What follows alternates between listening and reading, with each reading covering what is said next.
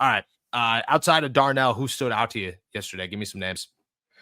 Can I give you one that I know is not necessarily important going into training camp, but is noteworthy nonetheless, and that would be Skylar Thompson. Uh, you know, Okay. not that I see it going anywhere, but I think it's just worth noting that in terms of, not that Will Howard or Mason looked bad or anything like that, or even like all of the quarterbacks looked good. Minicamp is designed in many ways to help them look their best and to feel out the offense. But yeah, it was just nice to see that there's going to be an actual legitimate competition for Will Howard to earn the quarterback 3 position. It's not, we knew he's QB4 as the rookie. It's a given, but he's going to have to actually earn, just moving up the depth chart at all. So it's going to be an intriguing little position battle in camp there. But aside from him, I think, I've been banging the drum already for him, but Calvin Austin looks like improved in many ways, but also just like a leader within the wide receiver group. He looks like he's setting the tone. He's the first going through all of the drills yesterday. He was putting in an effort that set the tone and everyone else matched coming in after him. So he seems like he's ready to take the next step, both as a player and within his sort of leadership rank within the locker room as well. So that stood out for sure. And it was great to see Rodgers just move around a little bit. He was going through the motions. It's nice to see that he is getting a little bit looser. He definitely seemed to have shaken off the rust that he kind of looked like he had on day 1 and day 2. He seemed more limber. He seemed more loose. So it was very exciting. And one other name that I really was excited to watch going into as well, but was impressed nonetheless, was Jack Sawyer. I mean, he is talk about players who look massive, up close compared to maybe how he already seemed to have an impressive build, and that was part of the allure the Steelers have for sure. But yeah, he looked impressive in individual drills. He looked pretty impressive when he was on the field in 7-on-7s in the 2-minute drill. So yeah, I think he has a nice opportunity here. The edge position is obviously a deep one for the Steelers right now, but I think there's going to be opportunities for him to continue to stand out in his rookie year. I agree. The Jack Sawyer one is awesome because I agree with you. It's hard to look good as an edge rusher right now, or like at least to take it seriously, because you don't know, like when Broderick's actually lined up in front of you and Troy Fautanu's kicking your butt, like how do you respond? What happens there? Like, but there were moments for sure where, and last year you saw with Nick Herbig, like there were moments where he just smoked Troy Fautanu or Broderick Jones, and you're going, look, there might not be pads on, but that guy was explosive. And Jack Sawyer did that a bunch of times during minicamp. I like that one. Skylar Thompson's hilarious. What a standout there. What were your thoughts of Rodgers yesterday? That's an interesting one. What'd you see out of him? I saw a man who looks relatively healthy 2 years post, a very devastating lower body injury. I mean, it's impressive. He looks like he has, some quickness there still in the legs. I'm not anticipating him being a running quarterback by any stretch, or even by any stretch of Aaron Rodgers' version of that. But nonetheless, I think he still has the footwork and the quickness to, get out of a pocket if it collapses a little bit too quickly. And we know he's going to be throwing the ball anyways. But yeah, he looked good.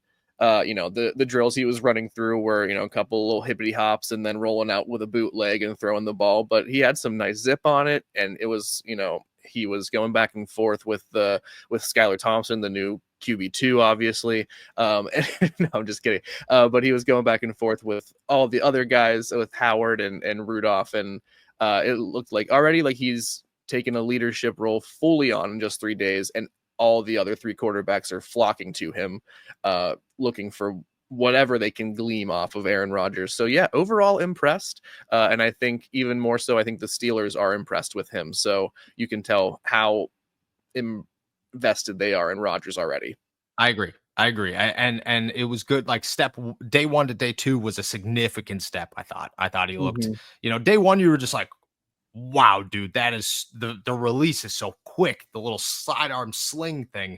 And you're going, man, dude, Aaron Rodgers, that was my first impression. Was the first time I saw him do the little sidearm like flick thing. I was like, that's Aaron Rodgers, dude. Like, that's at the end of the day, that's crazy. You know what I mean? Like, it's not like Russell Wilson showed up. You're like, cool, Russell Wilson. But like, Aaron Rodgers is a first ballot. Aaron Rodgers beats anybody else that plays the game of football into the Hall of Fame. You know what I mean? He retires after the season. It doesn't matter who else retires. Aaron Rodgers is the first one inducted into the Hall of Fame in his class. Does not. There are no. Patrick Mahomes retires. There's an argument, but besides that, like, it's Aaron Rodgers. And the first time I was like, cool. But there was rust. You could tell that. Day 2, you could tell he shook it off. I'm glad to see day 3. It was more. And I'm excited for these guys. I'll go back to the defensive side of the football. I got one more name for it. Oh, also I do, before we do that. Did you catch any DJ Thomas Jones out there? Did you catch the fullback? I tell you what, I was just briefly, I was not as keyed in on him as you have been, but I mean, I can see why there's some arguments being made for a true fullback position coming back for the Steelers. I just think there is a lot of hope, or a lot of plans with Arthur Smith's offense to be very smash mouth and to be very sort of physical, and that lends itself ideally to a fullback who also can be, who also has a bit of athleticism, which again, DJ Thomas Jones certainly shows off. So there's some pieces there. There's some traits that certainly make it enticing. So we'll see. I wish I had gotten a better look or a longer look at him, maybe, to really get on that hype train as well. But that's all right. All right. Impressive nonetheless. A fullback looking impressive is a hard difference. To do. It's hard to do. Jack Coletto was here, and I was just like, dude, he's just a fullback. Like, I don't care anything else. He's a fullback. I'm a fan, big fan. DJ Thomas Jones he's my guy. And on top of that, like, I spoke to him, and he said that he transferred from Ole Miss to Southern Alabama because it came down to money, and he was taking care of his mom at the time. And I was like, dude, I'm just looking at you, bro. I want you to make this team. Like, I'm going to do anything in my power to make sure that you got a fan base, because I am your fan. I'm rooting for him. I'll toss you one on the defensive end that I think should get people a little bit jazzed up this early. And that's Juan Thornhill. Juan Thornhill looks good, like really good. I think DeMonte KZ was fine. Like, I was a fan of DeMonte KZ.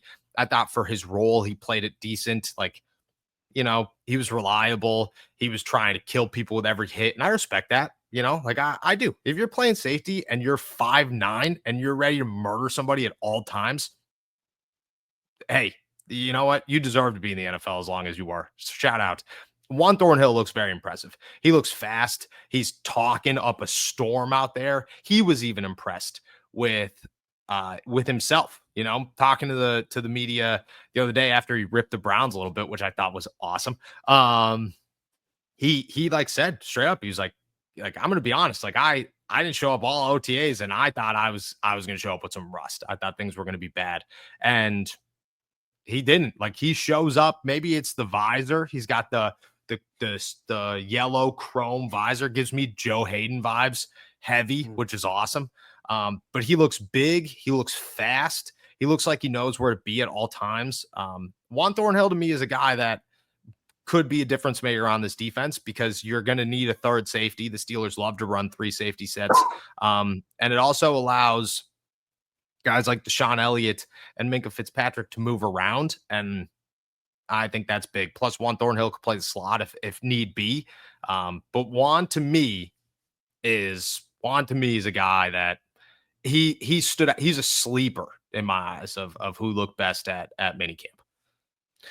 Yeah, I think the word fast there is what caught my eye immediately. He is quick and explosive for sure. So I think you combine that with the versatility that the Steelers already know that he can provide in the secondary. And yeah, sleeper is a sleeper / winner, someone who's under the radar going into the training camp still, but who could be a person that makes an impact, and an impact that is not predicted. Juan Thornhill is certainly one of those people. He looked quick as heck, and so many, the secondary in general looked both quick and explosive, all of the third day of camp. And I think that there is an emphasis on that, especially if they're going to continue to play, perhaps a zone heavy defense again. I think you need to have guys who have that closing quickness for sure. And so if that moves Juan Thornhill into more of a position to be on the field, then all right, works for me. But yeah, It works for me. impressive couple days with the Steelers he had. I agree. I agree. All right. I got one more question for you. Then we'll start diving into everybody else's questions here. DK Metcalf, your first impressions of him. That could include how he looks like Darnell Washington, but ripped. So your thoughts? For sure. You know what? There was a moment yesterday where he was standing pretty close to Darnell Washington, and it again was just like a reminder of how gigantic Darnell Washington is. Like Yes. DK Metcalf is like the sturdiest looking man I've ever seen. Like life. It seems like the stern of a ship could not disrupt him in water if they met. But standing close to Darnell Washington, you're like, whoa, Darnell's got a few inches on him. Dude, Darnell's massive. Darnell's massive. ginormous. That was the first time. Was that the first time you ever saw Darnell in person, or you saw him last year? I saw him last year. Yeah, saw him last year, and was obviously like staring up at him like a kid in the front row of a movie screen. Yeah. But he's an imposing figure. But DK looked great. He looked. It's incredible that a man again that big can be that quick, because he is like shifty, similar to like a Calvin Austin. It's hard to, I didn't have a lot of Seattle Seahawks games on my TV last year or over the past couple of years.